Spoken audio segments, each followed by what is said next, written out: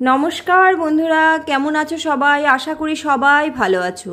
সুতপার কথাতে দেখো, আজকে আবার একটা এঁচোড়ের নতুন রেসিপি নিয়ে এসেছি। এটা হচ্ছে এঁচোড় কষা। এই রেসিপিটা ভাত, রুটি সব কিছুর সাথে এত টেস্ট লাগে যেটা বলার মতন না। তার জন্য দেখো আমি এঁচোড়গুলোকে ডুমো ডুমো করে কেটে নিয়েছি। এঁচোড়ের কাঁঠাল খাওয়ার সময় আমরা যে কাঁঠালের যে অংশগুলো ফেলে দেই, আমি এঁচোড় থেকে ঠিক সেইগুলো বেছে বেছে ফেলে দিয়েছি। এঁচোড়টা একটু বড় ছিল সাইজে।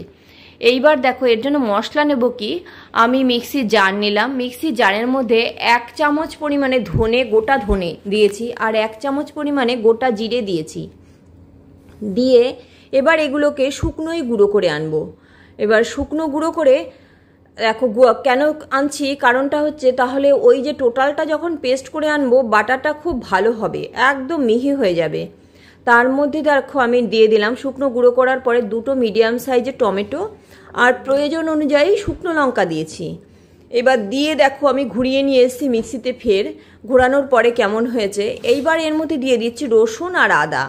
রসুন কিন্তু আমি বড় একটা গোটা রসুন দিয়েছি, আর আদা তো এঁচোড়ের পরিমাণ অনুযায়ী হবে। এইগুলো দিয়ে এবার এটাকে ভালো করে ঘুরিয়ে নিয়ে আসবো। সুন্দর করে পেস্ট করতে হবে এটা। কিন্তু দেখো নিয়ে এসেছি, কত সুন্দর বাটাটা হয়েছে।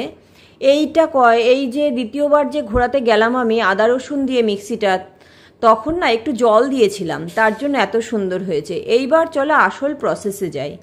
তার জন্য আমি এঁচোড়টা নিয়ে আসলাম। এঁচোড়টা একটা সসপ্যানে নিয়েছি বলে তোমরা হয়তো ভাববে যে এত বড় সসপ্যান কেন নিয়েছে, কারণটা এখন বুঝতে পারবে।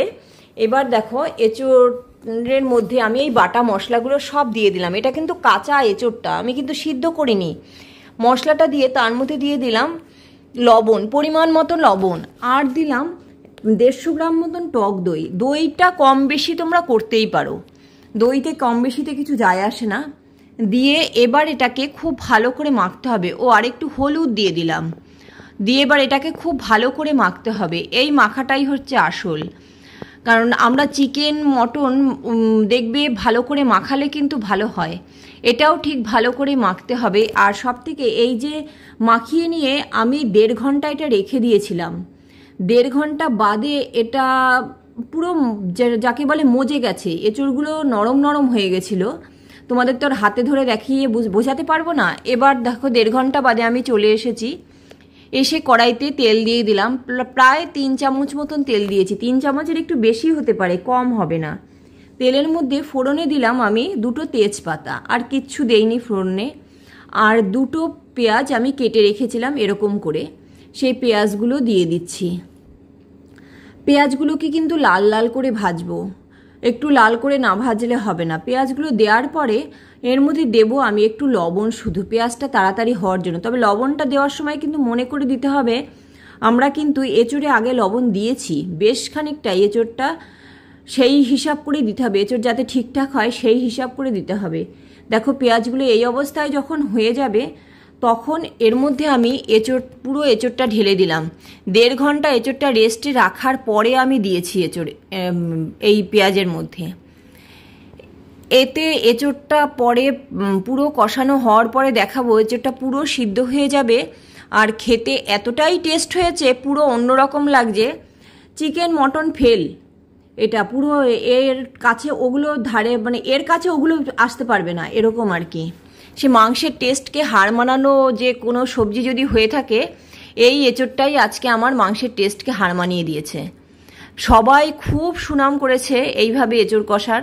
এবার তখনই ভাবলাম তাহলে তোমাদের সাথে আমি একটু শেয়ার করি, যে একটু অন্যরকম করে সমস্ত সবজি করে খেতে তো ভালোই লাগে, একই রকম রোজ রোজ রান্না।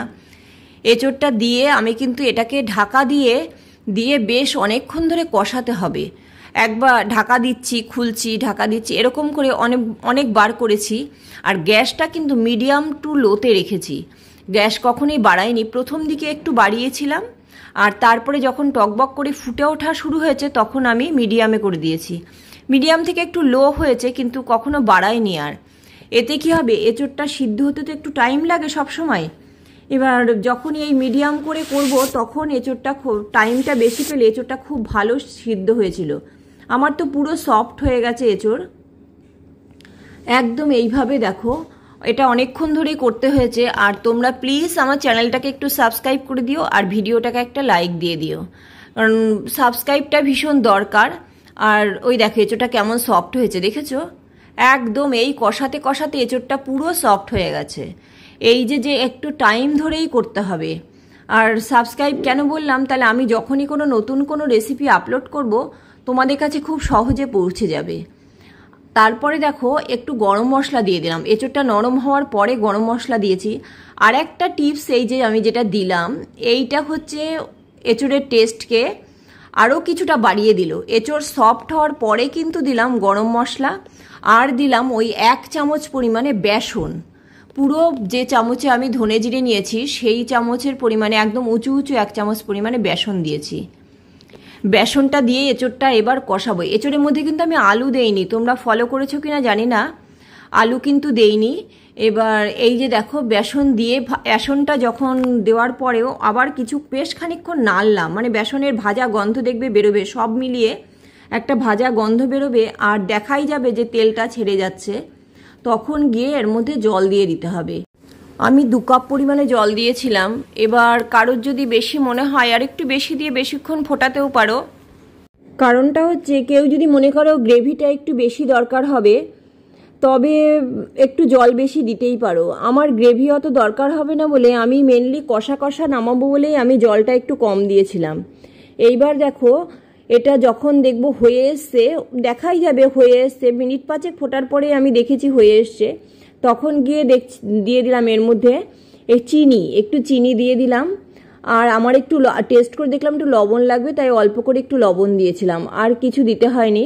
এই দেখো এটা হয়েই গেছে মোটামুটি। আর দিয়েছি কিছুটা ঘিটা একটু দিতে হবে, ঘি না দিলে না টেস্ট আসবে না, ঘিটা একটু লাগবে। এই দেখো আমার এই অবস্থায় এটাকে নামিয়ে নিয়েছি। দেখেছো কেমন টেস্ট হয়েছে? মানে দেখেই মনে হচ্ছে এটা ভাত, রুটি, লুচি সব কিছুর সাথে দুর্দান্ত লাগবে। অবশ্যই তোমরা বানিয়ে খাবে এবং আমাকে জানাবে। আর সবাই ভালো থাকবে, আর চ্যানেলটাকে সাবস্ক্রাইব করার কথা কখনোই ভুলবে না। আর একটা ভিডিওটাকে একটা লাইক দিয়ে দিও, কিন্তু অবশ্যই দিও।